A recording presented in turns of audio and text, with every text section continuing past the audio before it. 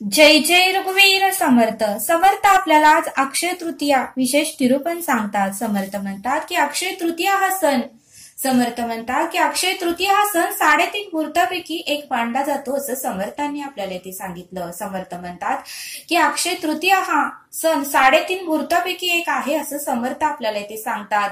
आणि म्हणूनच समर्थ म्हणतात की या दिवशी आपल्या घरातील जे पूर्वजांचा मृत्यू झाला आहे त्यांची फोटो ठेवून पूजा केली जाते आणि त्यांना जे काही पदार्थ आवडतात ते सर्व पदार्थ बनवून त्यांना तो नैवेद्य दाखवला जातो असं समर्थांनी आपल्याला ते सांगितलं. आणि म्हणूनच समर्थ म्हणतात की या दिवशी सुरू केलेल्या कुठल्याही गोष्टीचा क्षय होत नाही. या दिवशी सुरू केलेल्या कुठल्याही गोष्टीचा क्षय होत नाही. या दिवशी आपण ज्या वस्तूचे दान करतो, म्हणून समर्थ म्हणतात की या दिवशी आपण ज्या वस्तूचे दान करतो त्या वस्तू जास्त प्रमाणात आपल्याला परत मिळतात. या दिवशी आपण ज्या वस्तूचे दान करतो ती वस्तू जास्त प्रमाणात पुन्हा आपल्याला मिळते असं समर्थांनी आपल्याला ते सांगितलं. आणि म्हणूनच समर्थ म्हणतात की अक्षय तृतीयाला विशेष महत्व आहे. आणि म्हणून समर्थ म्हणतात की या दिवशी केलेल्या कुठल्याही गोष्टीचा, कुठल्याही वस्तूचा क्षय होत नाही. क्षय म्हणजे कुठलीही गोष्ट नष्ट होत नाही असं समर्थांनी आपल्याला ते सांगितलं. आणि म्हणूनच समर्थ म्हणतात की हा सण 3.5 मुहूर्तापैकी एक मानला जातो असं समर्थ आपल्याला ते सांगतात. आणि म्हणूनच समर्थ म्हणतात की श्रीकृष्णाने युधिष्ठिरला असे सांगितले होते की या दिवशी केलेले दान हवन क्षयाला जात नाही. या दिवशी केलेले कोणतेही दान आणि हवन क्षयाला जात नाही. म्हणून ही तिथी अक्षय मानली गेली आहे. म्हणूनच ही तिथी अक्षय मानली गेली आहे असं समर्थांनी आपल्याला ते सांगितलं. आणि म्हणूनच समर्थ म्हणतात की या दिवशी देव आणि पूर्वज यांना उद्देशून या तिथीत जे कर्म केले जाते, या दिवशी देव आणि पूर्वज यांना उद्देशून या तिथीत जे कर्म केले जाते ते सर्व अक्षय म्हणजे अविनाशी होते. ते म्हणजे अक्षय आणि अविनाशी होते. त्यांचा कधीही नाश होत नाही. आणि जो मनुष्य या दिवशी गंगेचं स्नान करेल त्याला ही पुण्याची प्राप्ती होईल असं समर्थांनी आपल्याला ते सांगितलं. आणि म्हणूनच समर्थ म्हणतात की या दिवसाला खूप महत्व आहे. म्हणूनच हा दिवस 3.5 मुहूर्तापैकी एक मानला गेला आहे असं समर्थांनी आपल्याला ते सांगितलं. आणि म्हणूनच समर्थ म्हणतात की या दिवशी भगवान विष्णूंचा 6वा अवतार परशुरामाचीही पूजा केली जाते. या दिवशी विष्णूचा 6वा अवतार परशुरामांचीही या दिवशी पूजा केली जाते. आणि म्हणूनच समर्थ म्हणतात की वैशाख महिना अत्यंत उष्ण असतो. म्हणून समर्थ म्हणतात की वैशाख महिना अत्यंत उष्ण असतो. त्यामुळे या दिवशी मातीचे माठ किंवा रांजण दान केल्यानेही पुण्याईची प्राप्ती होते. वैशाख महिना अत्यंत उष्ण असतो त्यामुळे मातीचे माठ किंवा रांजण दान केल्यानेही विशेष पुण्याईची प्राप्ती होते असं समर्थांनी आपल्याला ते सांगितलं. आणि म्हणूनच समर्थ म्हणतात की फळांचा राजा आंबा ही अक्षय तृतीयापासून खाण्यास सुरुवात होते. फळांचा राजा आंबा हा देवाला नैवेद्य दाखवून, पूर्वजनांना नैवेद्य दाखवून अक्षय तृतीयापासून आंब्याचा रस खाण्याची सुरुवात होते असं समर्थांनी आपल्याला ते सांगितलं.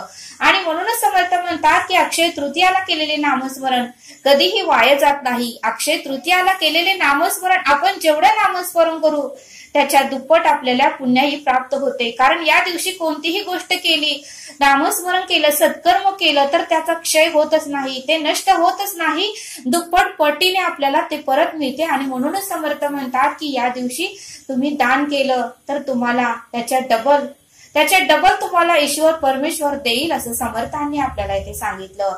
आणि म्हणूनच समर्थ म्हणतात की 3.5 मुहूर्तापैकी हा मुहूर्त असल्यामुळे या दिवशी लोक गाडी खरेदी करतात, कपडे खरेदी करतात, नवीन घर खरेदी करतात, सोनं खरेदी करतात, जागा खरेदी करतात, शेती खरेदी करतात आणि नवीन कार्याची आणि एखाद्या शुभ कार्याची ही सुरुवात या दिवशी केली जाते. कारण या दिवशी केलेल्या कोणत्याही कार्याचा क्षय होत नाही. या दिवशी कोणतेही कार्य हे नष्ट होत नाही असं समर्थांनी आपल्याला ते सांगितलं. आणि म्हणूनच समर्थ म्हणतात की अक्षय तृतीयापासून त्रेतायुगाचा प्रारंभ झाला. म्हणून समर्थ म्हणतात की अक्षय तृतीयापासूनच त्रेतायुगाचा प्रारंभ झाला. आणि म्हणून समर्थ म्हणतात की त्रेतायुगातच महाभारत घडले. म्हणून समर्थ म्हणतात की त्रेतायुगामध्येच महाभारत घडले. आणि याच युगामध्ये जनकल्याणासाठी भगवान विष्णू श्रीकृष्णांनी भगवान विष्णू आणि श्रीकृष्णाने अवतारात प्रगट झाले, म्हणून समर्थ म्हणतात की जलकल्याणासाठी भगवान विष्णू आणि श्रीकृष्ण हे अवतारामध्ये प्रगट झाले असं समर्थांनी आपल्याला इथे सांगितलं. आणि म्हणून समर्थ म्हणतात की या दिवशी बसवेश्वराचाही जन्म झाला, म्हणून समर्थ म्हणतात की या दिवशी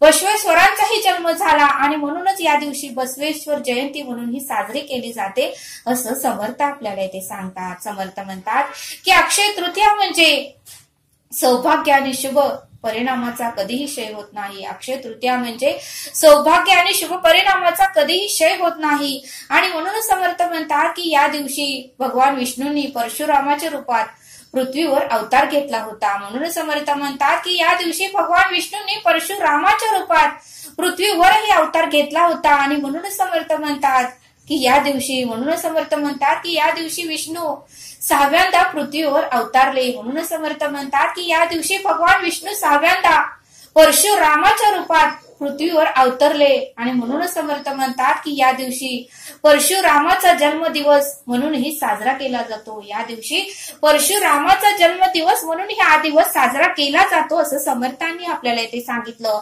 आणि म्हणून समर्थ म्हणतात की महर्षी वेद व्यास यांनी अक्षय तृतीयाच्या दिवशी महाभारत लिहिण्यास सुरुवात केली. म्हणून समर्थ म्हणतात की महर्षी वेद व्यास यांनीच अक्षय तृतीयाच्या दिवशी महाभारत लिहिण्याची सुरुवात ही या दिवशी शुभ मुहूर्ताने केली होती असं समर्थांनी आपल्याला इथे सांगितलं. आणि म्हणूनच समर्थ म्हणतात की या दिवशी दुःशासनाने द्रौपदीचाही अपमान केला होता. या दिवशी दुःशासनाने द्रौपदीचाही अपमान केला होता. आणि त्यामुळे वस्त्रहरणातून द्रौपदीला वाचवण्यासाठी श्रीकृष्णाने कधीही न संपणारी साडी तिला दान केली होती. या दिवशी वस्त्रहरणातून द्रौपदीला वाचवण्यासाठी श्रीकृष्णाने कधीही न संपणारी साडी द्रौपदीला दान केली होती असं समर्थांनी आपल्याला इथे सांगितलं. आणि म्हणूनच समर्थ म्हणतात की मृत पूर्वज यांचीही या दिवशी पूजा केली जाते. त्यांना आवडलेले पदार्थाचा नैवेद्य या दिवशी दिला जातो असं समर्थांनी आपल्याला इथे सांगितलं. आणि म्हणून समर्थ म्हणतात की हा दिवस फार महत्वाचा आहे. या दिवशी 4 धाम मानल्या गेलेल्या, म्हणून समर्थ म्हणतात की या दिवशी 4 धाम मानल्या गेलेल्या बद्रीनाथ, केदारनाथ, गंगोत्री आणि यमुनोत्रीची दारे उघडली जातात. या दिवशी 4 धाम मानल्या गेलेल्या बद्रीनाथ, केदारनाथ, गंगोत्री आणि यमुनोत्रीची दारे उघडली जातात. कारण ही सर्व मंदिरे संपूर्ण वर्षभर बर्फाने साठलेली असतात. संपूर्ण त्यांच्या मंदिरावर बर्फ हा साठलेला असतो. पण अक्षय तृतीयाच्या दिवशी मात्र तो बर्फ काढला जातो आणि या चौघांची ही दारे उघडली जातात असं समर्थांनी आपल्याला इथे सांगितलं. आणि म्हणूनच समर्थ म्हणतात की या दिवसाला खूप महत्व आहे. या दिवशीच महाभारत लिहिण्याची ही सुरुवात महर्षी व्यास यांनी केली होती असं समर्थांनी आपल्याला इथे सांगितलं. आणि म्हणूनच समर्थ म्हणतात की हा दिवस 3.5 मुहूर्तापैकी एक आहे असं समर्थांनी आपल्याला इथे सांगितलं. समर्थ आपल्याला एक कथा सांगतात. समर्थ म्हणतात की धरमदास एका छोट्या गावात आपल्या कुटुंबासह राहत होता. धरमदास हा व्यक्ती एका छोट्या गावामध्ये आपल्या कुटुंबासह राहत होता आणि तो फार गरीब होता. आपल्या कुटुंबाचा उदरनिर्वाह आणि त्यांची काळजी त्यांना नेहमी असायची. आपल्या कुटुंबाचा उदरनिर्वाह करायचा आणि नेहमी आपल्या कुटुंबाची काळजी करायची. हा धरमदास नेहमी आपल्या कुटुंबाची काळजी करत होता. आणि अनेक सदस्य होते त्यांच्या कुटुंबामध्ये, अनेक सदस्य होते. पण धरमदास हे अतिशय धार्मिक वृत्तीचे व्यक्ती होते. समर्थ म्हणतात की धरमदास हे अतिशय धार्मिक वृत्तीची व्यक्ती होती. एकदा त्यांनी अक्षय तृतीयाला उपवास करण्याचा विचार केला. धरमदास यांनी एकदा अक्षय तृतीयाच्या दिवशी उपवास करण्याचा विचार केला आणि अक्षय तृतीयाच्या दिवशी सकाळी उठून त्यांनी गंगेचे स्नान केले. अक्षय तृतीयाच्या दिवशी सकाळी उठून त्यांनी गंगेचे स्नान केले आणि नंतर पद्धतशीरपणे भगवान विष्णूंचीही पूजा आणि आरती केली. नंतर पद्धतशीरपणे व्यवस्थित उत्तमाची भगवान विष्णूंची पूजा केली. भगवान विष्णूंचं नामस्मरण केलं. भगवान विष्णूंची आरती केली. आणि या दिवशी आपल्या क्षमतेनुसार आपल्या परिस्थितीनुसार त्यांनी तांदूळ, गहू, गूळ, रवा, तूप, साखर, दही, सोने, कपडे इत्यादी वस्तू देवाच्या चरणी ठेवून त्यांनी दान केल्या. धर्मदास यांनी आपल्या क्षमतेनुसार तांदूळ, गहू, गूळ, रवा, तूप, दही, सोने, कपडे, साखर इत्यादी वस्तू देवाच्या चरणी ठेवून त्यांनी दान केल्या. आणि हे सर्व पाहून धर्मदास यांच्या कुटुंबियांनी आणि त्यांच्या पत्नीने त्यांना रोखण्याचा प्रयत्न केला. हे सर्व पाहून धर्मदास यांच्या कुटुंबियांनी आणि त्यांच्या पत्नीने त्यांना रोखण्याचा प्रयत्न केला. आणि धर्मदास यांना म्हणाले की हे सर्व वस्तू जर तुम्ही दान केल्या तर आपलं कुटुंब कसं चालणार, आपली परिस्थिती गरीब आहे, आपलं उदरनिर्वाह कसं चालणार, हे तुम्ही दान करून काय चुकीचं करत आहात, आपल्या कुटुंबाची काळजी कोण करणार, असं धर्मदास यांची पत्नी आणि धर्मदास यांच्या कुटुंबाचे धर्मदास यांना बोलू लागले. तरीही धर्मदास यांनी त्यांच्याकडे लक्ष दिलं नाही. हे सर्व दान धर्मासाठी दिल्यावर कुटुंबाचा उदरनिर्वाह कसं होणार, असं पत्नी बोलू लागली. तरीही धर्मदास आपल्या पुण्यकर्माने विचलित कधीही झाले नाही. त्यांनी ब्राह्मणांना अनेक प्रकारचे दान दिले. आपल्या घरच्यांनी सांगितलं, कुटुंबियांनी सांगितलं, तरीही त्यांचं त्यांनी ऐकलं नाही. त्यांनी ब्राह्मणांना अनेक प्रकारचे दान केले. आणि मग मात्र धर्मदास यांच्या आयुष्यात जेव्हा कधी अक्षय तृतीया साजरी करण्याची वेळ आली तेव्हा या पवित्र सणानिमित्त प्रत्येक वेळी धर्मदास यांनी या दिवशी पूजा केली आणि दान केले. धर्मदास यांच्या आयुष्यात मात्र जेव्हा कधी अक्षय तृतीया आली तेव्हा मात्र त्यांनी साजरी करण्याची वेळ आली तेव्हा मात्र त्यांनी पवित्र सणानिमित्त प्रत्येक वेळी धर्मदास यांनी या दिवशी पूजा केली, भगवान विष्णूंची पूजा केली आणि दानधर्म केलं. आणि मग मात्र धर्मदास यांनी म्हातारपणाचा आजार, कुटुंबाचा त्रास असतानाही ते उपवासापासून कधीही विचलित झाले नाही. कधीही विचलित झालेच नाही. त्यांनी तर वर्षी उपवास हा केलाच. आणि म्हणूनच या सर्व पुण्याईमुळे पुढचा जन्म धर्मदास यांनी राजा कुशवती म्हणून जन्म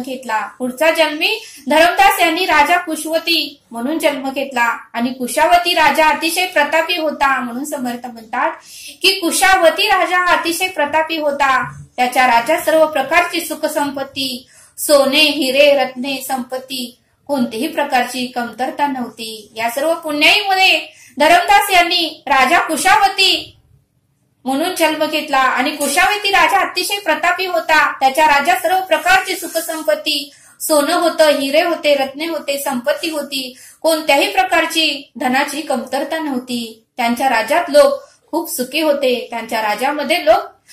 होते. आणि त्यांना सर्व लोकांनी भरभरून आशीर्वाद दिला होता. कारण त्यांनी कुणाचंही मन दुखवलं नव्हतं, कुणालाही त्रास दिला नव्हता, कुणाचाही तळताट घेतला नव्हता. सर्वांना सुख समाधान आणि शांती आणि आनंदच दिला होता. आणि म्हणूनच अक्षय तृतीयाच्या या पुण्याईमुळे, प्रभावामुळे राजाला वैभव आणि कीर्ती प्राप्त झाली. अक्षय तृतीयाच्या पुण्याईमुळे आणि प्रभावामुळे राजाला वैभव आणि कीर्ती प्राप्त झाली. परंतु ते कधीही लोभाला बळी पडले नाहीत. परंतु समर्थ म्हणतात की राजा कुशवती हे कधीही लोभाला बळी पडले नाहीत. कधीही त्यांच्याकडे अहंकार नव्हता, कधीही त्यांच्याकडे लोभ नव्हता आणि कधीही ते लोभाला बळी पडले नव्हते, असं समर्थांनी आपल्याला इथे सांगितलं. आणि म्हणूनच समर्थ म्हणतात की सत्कर्माच्या मार्गापासून कधीही तुम्ही दूर जाऊ नका. आणि धर्मदास यांच्यासारखं तुम्ही ही पुण्याई मिळवा, राजा कुशवती यांच्यासारखं तुम्ही ही पुण्याई मिळवा, असं समर्थांनी आपल्याला इथे सांगितलं. आणि म्हणूनच समर्थ म्हणतात की ज्याप्रमाणे भगवंताने धर्मदासावर कृपा केली, म्हणूनच समर्थ म्हणतात की ज्याप्रमाणे भगवंताने धर्मदासावर कृपा केली त्याचप्रमाणे जो कोणी अक्षय तृतीयाच्या कथेचे महत्व ऐकून नियमानुसार पूजा व दान करेल त्याला अक्षय पुण्य आणि कीर्ती प्राप्त होईलच. म्हणून समर्थ म्हणतात की ज्याप्रमाणे भगवंताने धर्मदासावर कृपा केली त्याचप्रमाणे जो कोणी अक्षय तृतीयाच्या कथेचे महत्व ऐकून नियमानुसार पूजा व दान करेल, नामस्मरण करेल त्याला अक्षय पुण्य आणि कीर्ती प्राप्तच होईल. आणि त्याने केलेले दान, त्याने केलेले सत्कर्म, त्याने केलेली पुण्याई त्यांनी केलेले नामस्मरण याचा कधीही क्षय होणार नाही असं समर्थांनी आपल्याला इथे समजावून सांगितलं। तरी सर्वांना अक्षय तृतीया सणाच्या खूप खूप शुभेच्छा। तरी आता आपण येथेच थांबूया। धन्यवाद। जय सद्गुरु।